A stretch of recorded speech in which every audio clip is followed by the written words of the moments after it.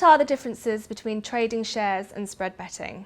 Well, when you buy a share, you're actually purchasing the instrument in question, and you're effectively, owning the physical stock, even if there isn't such a thing as a physical stock.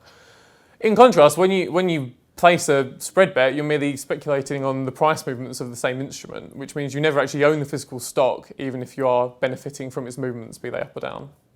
So what are the main benefits of spread betting over trading shares? There are a huge number of benefits to do with spread betting. That might be leveraged market access, the ease in which you can trade on the move. You can also bet on falling or rising markets, which is something of a unique aspect of spread betting. However, one of the biggest benefits is to do with tax. Regular traders will be familiar with the capital gains tax. That's a tax on anything when you sell, give away, or otherwise dispose of something, and it applies to assets you own, be they shares or properties.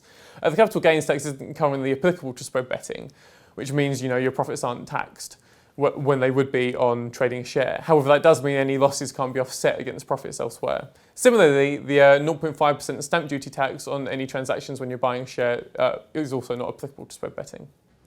So what are the risks associated with spread betting?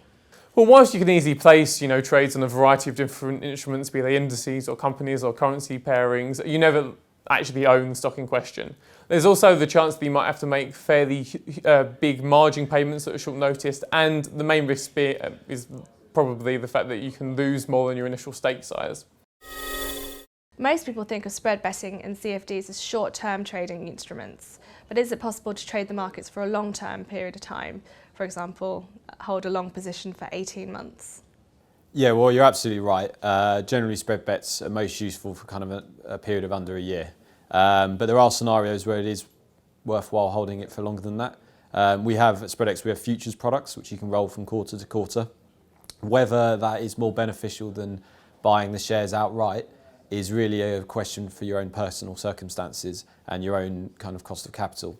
Where it can be very beneficial is on our commodities markets. And these are products you can't necessarily buy very easily in the underlying market. For instance, gold or corn, you can't just walk down the street and buy some gold. So if you want to take out a long-term position on the price of gold, spread betting can be very useful.